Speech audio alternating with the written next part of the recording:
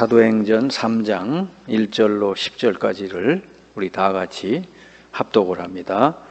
제9시 기도 시간에 베드로와 요한이 성전에 올라갈새 나면서 못 걷게 된 이를 사람들이 메고 오니 이는 성전에 들어가는 사람들에게 구걸하기 위하여 날마다 미문이라는 성전 문에 두는 자라. 그가 베드로와 요한이 성전에 들어가리 함을 보고 구걸하거늘 베드로가 요한과 더불어 주목하여 이르되 우리를 보라 하니 그가 그들에게서 무엇을 얻을까 하여 바라보거늘 베드로가 이르되 은과 금은 내게 없거니와 내게 있는 이것을 내게 주노니 나사렛 예수 그리스도의 이름으로 일어나 걸으라 하고 오른손을 잡아 일으키니 발과 발목이 곧 힘을 얻고 뛰어서서 걸으며 그들과 함께 성전으로 들어가면서 걷기도 하고 뛰기도 하며 하나님을 찬송하니 그 모든 백성이 그 걷는 것과 하나님을 찬송함을 보고 그가 본래 성전 미문에 앉아 구걸하던 사람인 줄 알고 그에게 일어난 일로 인하여 심히 놀랍게 여기며 놀라니라. 아멘. 하나님이 우리에게 주신 최고의 복이 고린도전서 3장 16절이죠. 성령이 우리와 함께 하신다. 너희가 하나님의 성전인 것과 하나님 성령이 너희 안에 거하시는 것을 알지 못하느냐 그랬습니다. 최고의 복을 받아놓고도 알지 못하느냐 하는 겁니다. 하나님은 지금도 우리를 성전 삼고 하나님의 일을 이루신다고 하는 거예요. 세상에 이거보다 더 큰 축복은 없죠. 이거를 누리는 것을 가지고 창세기 1장 27절 또 2장 7절 2장 1절로 18절 이 세 가지를 이렇게 누리는 것이 구체적으로 우리가 이 하나님이 우리 함께 하심을 누리는 길이 될 겁니다. 여러분이 지금까지 뭔가 안 된 일이 있다면은 이 세 가지 중요한 것을 여러분 안에 실제로 누려야 되는데 그게 내 것이 안 돼 있으면 누릴 수가 없죠. 또 되어지질 않죠.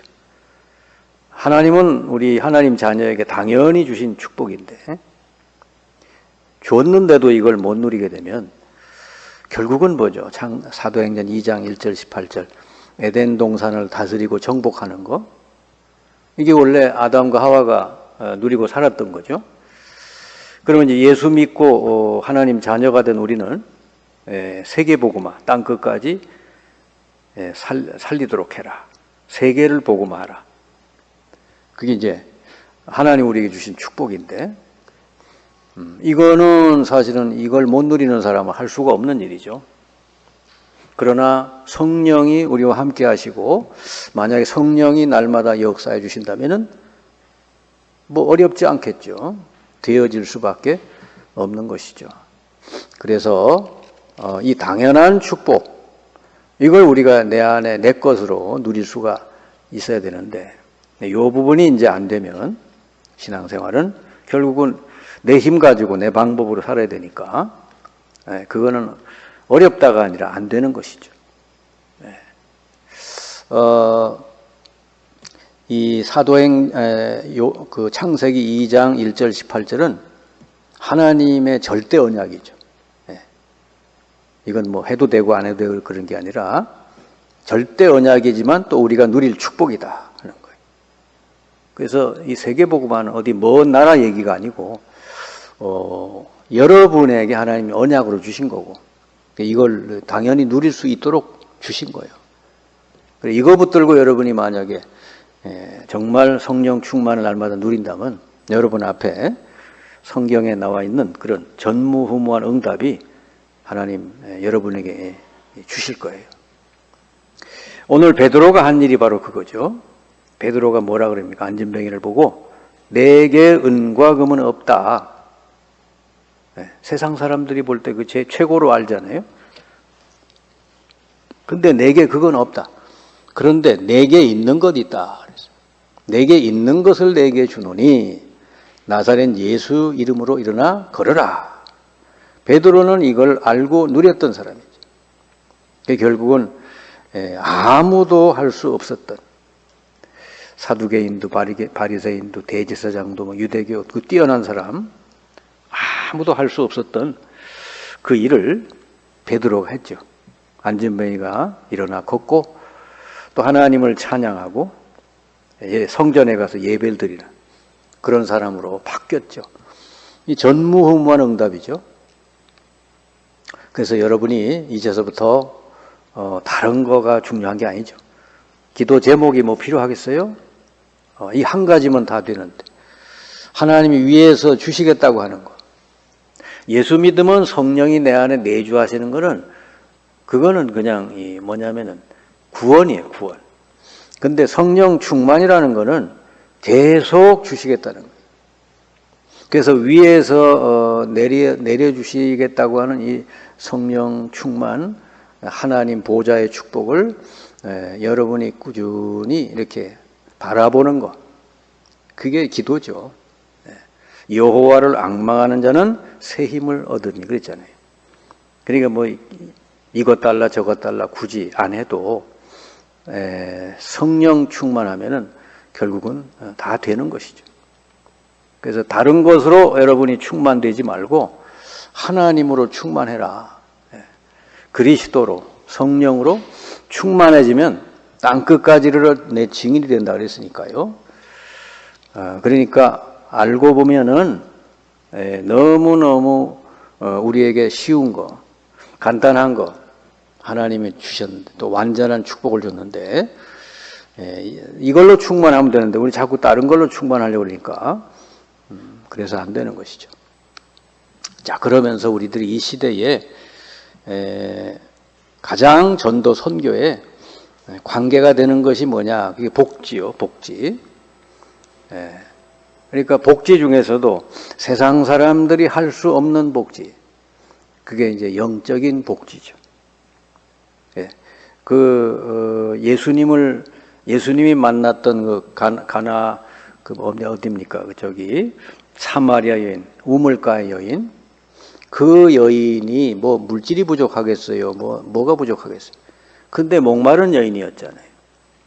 그 여인에게 예수님 하신 말씀은 내가 주는 물을 먹는 자는 더 이상 목마르지 않을 것이고 그 배에서 생수의 강이 흘러나리라.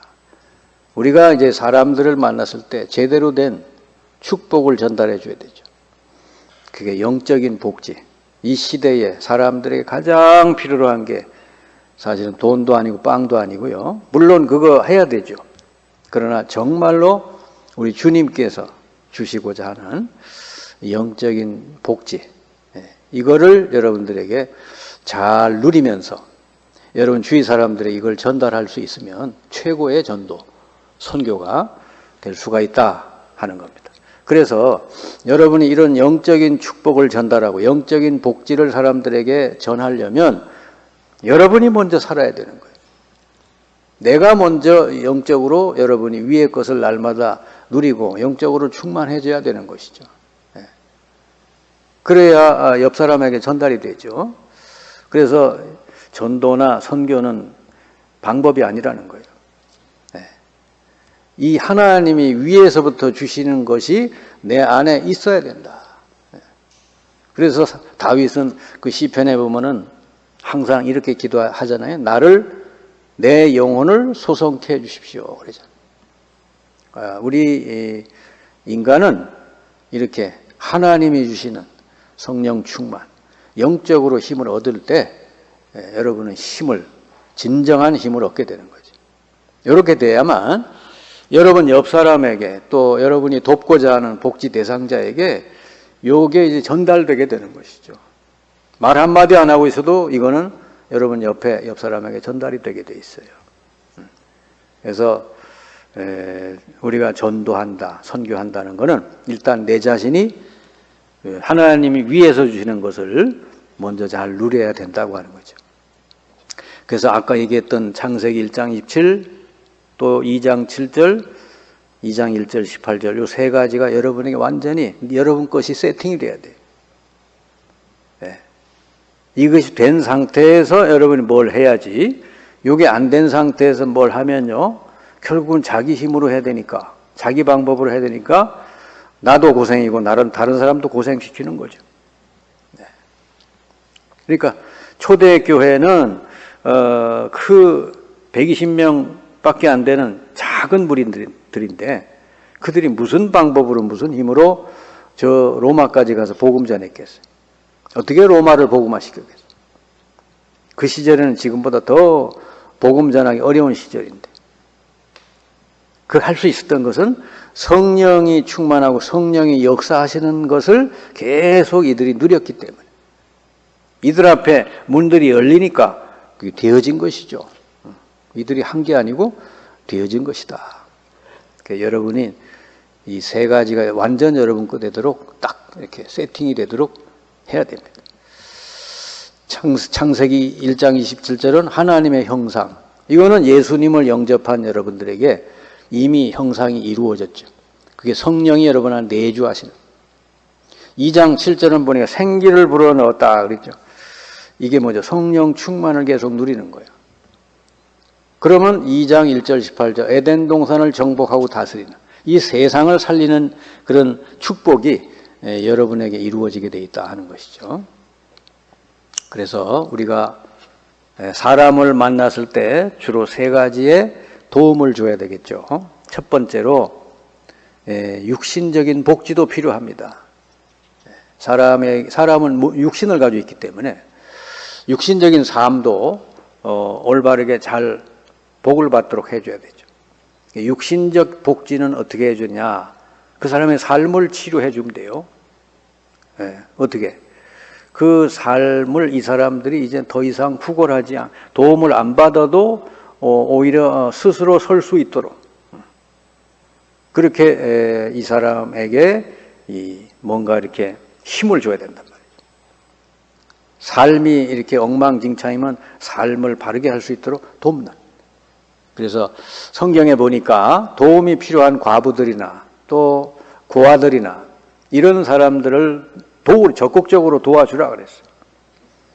그런데 이제 우리 한국이나 이런 나라에서 돕는 거는 전부 물질만 주죠. 물질만 전달해주는 그런 복지를 하면요, 이 사람들을 결국은 뭐죠? 완전히 종이 되는 거기에. 그러니까 우리는 그런 복지를 하면 안 되죠. 우리는 이 사람이 정말 스스로 일어서서 다른 사람을 오히려 도울 수 있는 사람으로 되도록 돕는, 그래서 필요한 게 정신적인 복지, 영적인 복지가 그래서 필요한 거예요. 이거는 교회가 또 복음 가진 사람이 할 수 있는 일이다. 단순히 육신적인 복지만 가지고는 제대로 된 복지가 될 수가 없다. 그러면서 두 번째가 이제 정신적인 복지죠. 이 땅에 지금 정신적인 어려움, 마음의 어려움, 이런 사람이 얼마나 많은지 몰라요. 특별히 우울증이나 이런 데 이렇게 잡히고 어디에 집착돼 있고 이런 사람들이 얼마나 많은지 몰라요. 그러니까 늘 이 사람 뭐죠? 뭔가 모르게 쫓기는, 그리고 뭔가 이렇게 생각이 잡혀 있거든요. 이런 사람에게 하나님의 그 생각이 바꿔지도록 해야 돼요. 하나님의 말씀을 집중을 하게 되다 보면은 이 사람이 이제 생각이 거기 집착된 데서 빠져나와서 제대로 이제 하나님을 바라보는 사람으로 바뀌게 되죠. 그래서 우리 주님도 수고하고 무거운 짐 지사다 다 내게로 오라. 내가 너희를 쉬게 하리라. 그래서 주님이 뭐라 그러냐면 내게 와서 내 멍에를 메고 내게 배우라. 그러면 너희가 쉬게 되리라. 그러니까 말씀을 자꾸 듣고 묵상할 때 그 생각이 바뀐단 말이죠. 그러니까 보통 정신 문제 있는 사람은 어디 생각이 딱 집착이 돼 있어요. 어디 딱 묶여 있어요. 옛날 상처에 묶여 있거나 뭔가 지금 현재 이렇게 어떤 잘못된 가치관에 묶여 있거나 이렇게 묶여져 있어요. 주로 뭐예요? 창세기 3장, 6장, 11장에 딱 묶여 있단 말이에요. 그러니까 마귀가 계속 이 사람 그거 가지고 건드릴 수밖에 없죠. 그리고 더 심각하게 정신병 든 사람도 많고 또 각종 질병에 사로잡힌 사람도 많죠. 우리 주변에. 이런 사람들을 여러분 만나서 영적으로 여러분이 살아나게 도와줘야 되는데 그거는 복음밖에 없어요. 복음을 전해서 예수 그리스도를 알고 영접해서 하나님 만나게 하면은 이 사람 영적으로 살게 되죠. 그러면은 이 말씀을 꾸준히 전달할 때 복음을 하나하나 깨달아서 이제 그 사람이 진짜 이 정신이나 마음이 치유되고 회복되는 그런 역사가 일어나죠. 그리고는 이제 영적인 복지는 뭐냐?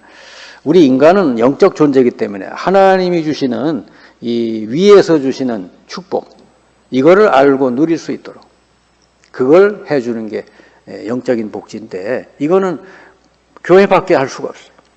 그리고 이 복음 가진 사람만이 할 수 있는 일이다 하는 거죠. 그래서 초대교회는 어디든지 이거부터 했어요. 마가다락방에 모여서 열흘 동안 이거 했고, 또 사도 바울도 어느 지역을 가든지 먼저 기도처가 있는가 하여 그래서 이거부터 했어요. 그리고 세계 복음화 선교사를 파송할 때 사도행전 13장에 보니까 이거부터 기도했죠. 그 음식하면서 기도했더니 성령께서 두 사람 바울과 바나바를 따로 세워서 보내라 그랬죠. 그러니까 이제 성령께서 역사해 주시고 인도하시는 이런 삶이 돼야 되니까 이걸 이제 누린 것이죠. 두란노에서 2년 동안 이걸 바울이 했죠. 말씀을 전하고 기도하는. 그랬더니 그 에베소 전 지역이 복음화되는, 모든 우상이 다 제거되는 역사가 일어난 걸 볼 수가 있습니다. 그래서 우리 자신이 먼저 이게 돼야 되고요. 우리 주변의 사람들에게 어떤 도움을 줘야 되느냐 할 때 육신적으로 삶이 잘 치유돼. 그 다음에 정신적인 거는 생각이 바뀌게. 영적인 거는 하나님을 향해서 집중할 수 있는 사람이 되도록 도와줘라 하는 것이죠. 그래서 결론적인 말씀을 드리면 복지 대상자가 되지 않도록 도와주는 복지, 이게 제일 잘하는 복지예요. 그래서 지금 우리나라에서 자꾸 나눠주는 것만 이렇게 많이 하는데 그거 가지고 사실은 제대로 되는 게 아니죠. 그래서 반드시 그 정신적인 부분이나 영적인 부분을 도와주지 않으면 안 된다. 그리고 마음과 영적인 치유가 먼저 돼야 되는 거고요. 그래서 하나님을 만나고 그리고 하나님 말씀을 들어서 마음 생각이 치유되게 하고, 그리고 삶이 치유되고, 이렇게 되면 가난은 자연히 없어지게 돼 있어요. 그러니까 여러분이 이제 현장에 가면은 여러 가지 힘든 일이 많이 있죠. 그러나 힘들게 보일 뿐이죠. 왜냐하면 여러분 하나님이 함께 하시니까 다 하나님의 절대 계획을 이루어 가시는 거예요. 여러분 통해서. 만약에 여러분이 현장 가서 힘들다 그러면은 사실은 그거는 이미 속은 거예요. 하나님이 함께 하시기 때문에 오히려 그런 모든 걸 통해서 하나님의 절대 언약이 이루어진다는 걸 여러분이 꼭 기억을 해야 돼요. 그리고 정말 위기가 왔으면 오히려 내 인생 전체를 바로 보고 새롭게 시작할 수 있는 기회다, 이렇게 생각을 하면 맞습니다. 그래서 여러분은 현장에 가 속지 마시고 정말로 여러분 때문에 많은 사람들이 육신적으로도 정신적으로도 영적으로도 살아나는 그런 역사가 일어나길 바랍니다. 이 시대에 많은 사람들이 지금 어려움 중에 있죠. 나라가 해줄 수 없는 거, 복음 가진 여러분은 얼마든지 가능하니까 이 베드로처럼 내게 은과 금은 없지만 내게 있는 건 내게 준다.